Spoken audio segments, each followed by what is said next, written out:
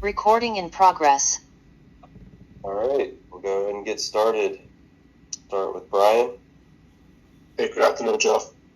Hi, how are you? I'm doing good. A couple questions for you. My first one is, what does a development plan for Angel and Camilla look like for you as they enter the third year in the season, third year in the league next year?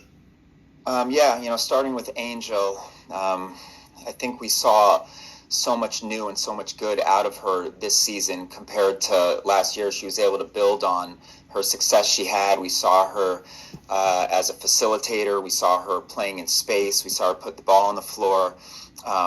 Percentages were up in a number of categories. I think finding consistency with her shooting in the mid-range, facing up, pick and pop from the three-point line, and just continuing to use her handle to get to spaces and play in tighter spaces.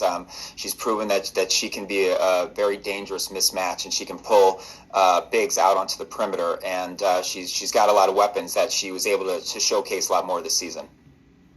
Camila, we saw a surge from her the second half of the season. An absolutely improved player from last year. She was better around the rim with her weak hand. She was rebounding more out of her area and her space, which is something she had to improve on.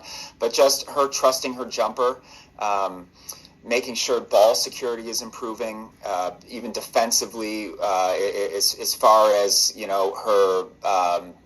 her reads when she needs to body up, when she needs to not foul, being a little mentally tougher in those areas.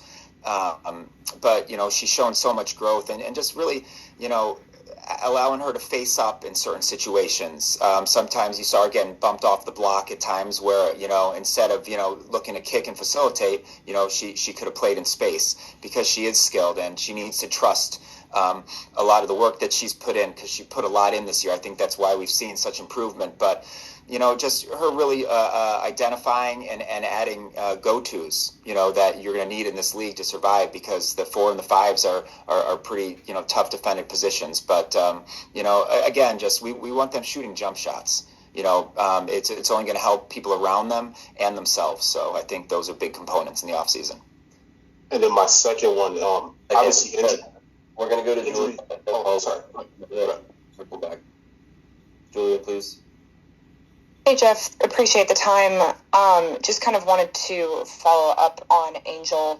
How is the front office planning on approaching this offseason, given some of the frustrations in the last week or 10 days? And what level of confidence do you have about her willingness and eagerness to be in Chicago for the long term? Yeah, it's a great question. Angel's an ascending young talent in this league who's had 2 very, very good seasons here in Chicago. Obviously, we went through what we did. I feel like we closed the chapter on it. She spoke to her teammates. She spoke publicly. We moved on as a team. She's a special player. And, I have good conversations with Angel daily, with her team daily. They're constant and they're productive. And, until I hear differently, that's the direction we're going to move, is that she's on the roster. We'll go to Annie. Jeff, this time last year, you guys really you specifically were emphasizing a direction in preparation for the 2026 season, and that direction was, we got to get vets in. We've got to win this year in order to be an intriguing option in 2026. And that didn't pan out. So what's the plan heading into 2026? Not just for yourself as far as roster construction goes, but from an ownership standpoint down. Yeah, I don't think the win now mentality is ever going to change. We went and got 2 vets with championship experience, with Courtney Vandersloot and Ariel Atkins. That was what mattered to us. We wanted to continue to improve the culture in the locker room. We needed to bring vets in. Unfortunately, a lot got derailed, and it was hard to recover when Vandersloot went down. I think we were 2-4 at the time. She ended up missing 37 games. Ariel Atkins missed 10 games, I believe. Angel Reese missed 14 games. When you have three players that are that critical to a roster like the one we were building, it's gonna change the course of events. I believe we brought vets in here who absolutely strengthen our locker room, and I think that's a component of winning. And as far as 2026 goes, I mean, there's a lot that we're still really excited about. And a component of winning, Annie, is having a really strong locker room and culture. And I think all of our players, if you guys would speak with them, would share that, same sentiment is that they're really excited and happy to play basketball here. The record was disappointing. I'm disappointed in it. And again, that starts with me. But we have 4 draft picks next season. We have a practice facility, and I think those are going to be things that matter. Thanks. We'll go to Naomi. Hi, Jeff. You just alluded to all the injuries that the team dealt with this past season. The team kind of also dealt with injuries back in 2024, and during Media Day, you said that you guys made changes to the roster to improve things significantly, as you alluded to bringing in the vets. Was there any thought while constructing this roster of any next woman up that could come in and be there in the event of injuries like we saw this season as you were constructing this roster, obviously giving the restrictions on the roster size, but when the roster was constructed, was there any thought about that at all? Yeah, it's a great question. It's always a thought. It's always big parts of our discussions is if someone gets hurt, if someone gets in foul trouble, who's next and who's up. And I think that was a big part of the Mariah Jefferson trade a year ago. And unfortunately, with her injuries, she wasn't able to come in and be the player that she had been in this league for so long. But yeah, there's a number of situations, where we felt that, we could have been and should have been stronger. And so again, with roster construction, you always need to know in the worst case scenario. And again, these are more data points that we'll take into 2026 when we're building the roster. We'll go to Carly Bell. Afternoon, Jeff. How are you? Hi, Carly. When you look, I want to kind of discuss a little bit of what happened last night. You were in the building and there were chants and signs that were held up asking for you to be let go and also asking for a change in ownership. You're seeing fans wanting to say that they sided with Angel. First, what's your reaction to seeing the fan base very passionate about what this team is doing? And do you believe that ownership has heard what the fans are asking for? Yeah, I mean, personally, hearing those things is not ideal. I pour my heart and soul into this job. I lose sleep over the losing. If anyone's going to take the bullets, I'd rather it be me over our head coach or our players. I'm never going to change as far as that goes. It's hard to hear, but I'm also appreciative that we have passionate fans that want to see winning. We feel the same, and I know I have full support from ownership. We have great conversations. There's a lot of mutual respect there. I have all the respect in the world for Tyler. I think he's the guy for the job. And again, I mean, this can be a tough seat to be in. But I'm going to keep being myself, keep caring about the players, and just know that I'm going to keep pouring my heart and soul into it, and we are going to get this right.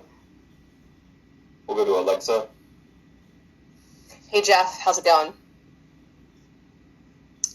Just wanted to ask you, with Courtney's recovery, how have things been going since her surgery, and how do you anticipate her factoring into, I know she still has her recovery in front of her, but do you anticipate her, ideally being back in Chicago next year, assuming things go well, and just the vision for the point guard spot moving forward?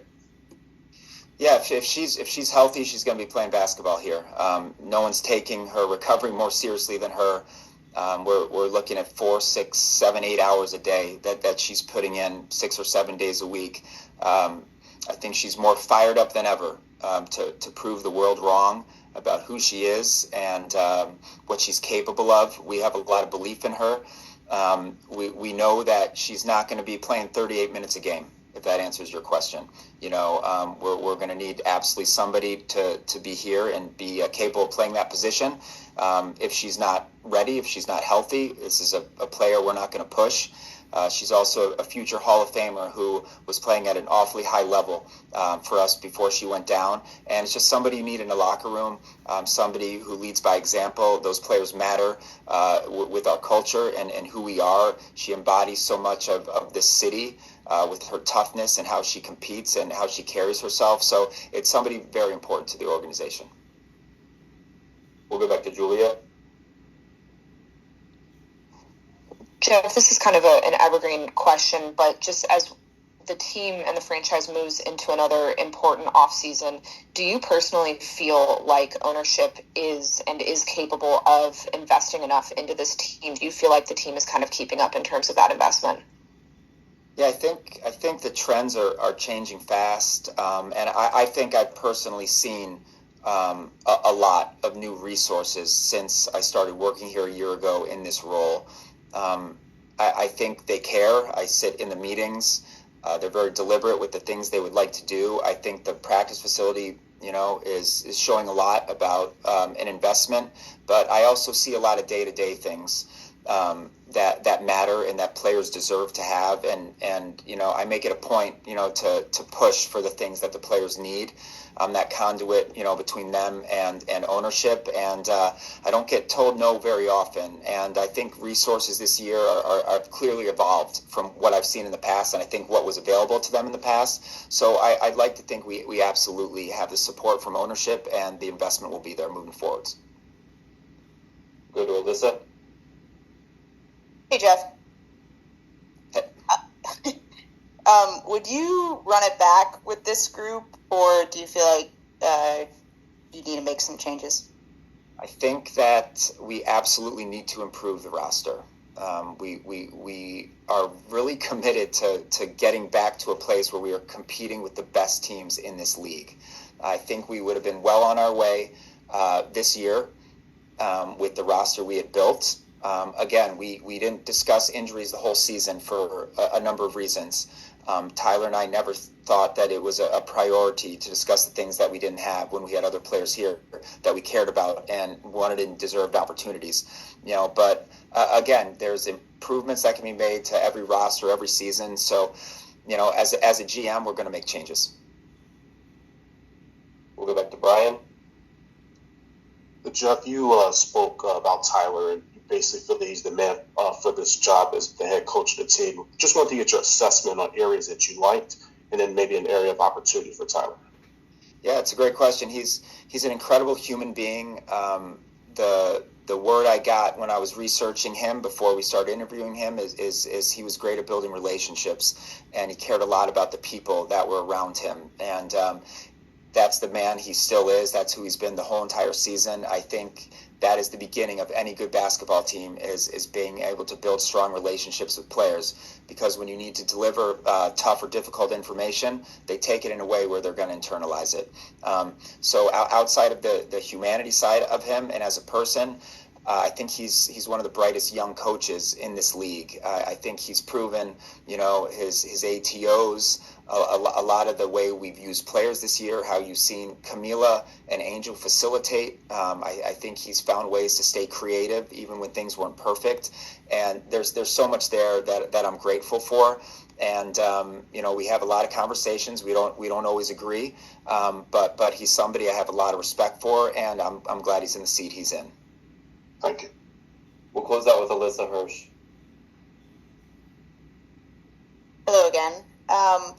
I wanted to ask about the point guard spot. Like, you brought in Sev, and obviously, like, the point guard spot was like a huge area of need. Can you tell us a little bit about like some other names that you like vetted, or some just kind of like also rans that you thought about?